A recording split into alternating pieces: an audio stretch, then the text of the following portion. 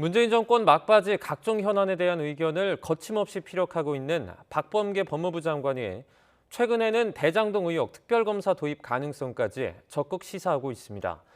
하지만 정권 이양기라는 미묘한 상황에 더해 장관 직권으로 특검이 출범한 적이 없는 데다 정치권의 입장과도 얽혀 있어 박 장관 결정에 관심이 쏠립니다. 우철희 기자입니다. 박범계 법무부 장관, 최근 들어 부쩍 대장동 의혹과 관련한 특별검사 언급이 잦아졌습니다. 수사 공정성을 강조하면서 급기야 장관 직권으로 상설특검을 가동할 가능성까지 시사하고 있습니다. 법치주의의 예외는 없습니다. 또 검찰을 위해서도 공정성을 담보하는 방안으로 전 특검이 필요하다고 생각합니다. 그럼 법무장관의 직권으로 상설특검을 가동하실 계획도 있으시죠? 검토해 보겠습니다. 윤석열 대통령 당선인의 공약인 법무부 장관 수사지휘권 폐지를 공개적으로 반대한 데 이어 한동훈 검사장을 표적에 뒀다는 의혹이 제기된 검찰총장의 지휘권 복원 검토 등 각종 논란을 자초하면서도 할 말을 다 하고 있는 겁니다. 그런데 박 장관의 대장동 특검에 대한 입장은 대선 전과는 사뭇 다릅니다.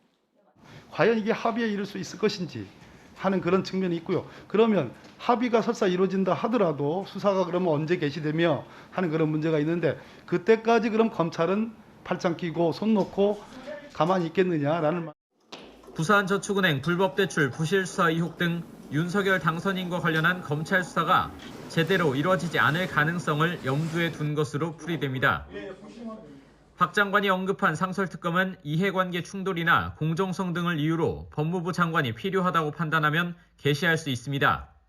검찰총장의 의견을 듣고 국회의장에게 개시 통보만 하면 되기 때문에 여야 합의로 별도 특검법을 만드는 것보다 신속한 수사 착수가 가능합니다. 이미 대선 전 상설특검을 제출한 더불어민주당은 대선 이후에는 윤 당선인 본인과 부인, 장모까지 함께 수사하는 이른바 본부장 별도 특검법까지 발의한 상태입니다. 하지만 국민의힘은 이재명 전 경기지사를 겨냥한 대장동 의혹 윗선 규명에 방점을 찍고 있는 데다 특검 후보 추천에 민주당의 입김이 강할 수밖에 없다는 이유로 상설특검에 반대하고 있습니다. 여야 협상의 접점 찾기가 쉽지 않은 상황에서 박 장관이 직권으로 상설특검을 밀어붙이기엔 부담스러운 면이 없지 않습니다. 또 상설특검은 지난 2014년 제정된 이후 세월호 참사 증거조작 의혹 수사를 위해 지금까지 딱 한 차례 출범한 게 전부입니다. 이마저도 국회가 의결했던 만큼 법무부 장관 직권으로 상설특검이 가동된 건 전례가 없습니다. 임기가 얼마 남지 않은 상황에서 정치적 의도가 깔린 행보라는 관측도 나오는 가운데 파장이 워낙 큰 사안이라 박 장관의 향후 결정에 관심이 집중되고 있습니다. YTN 우철입니다.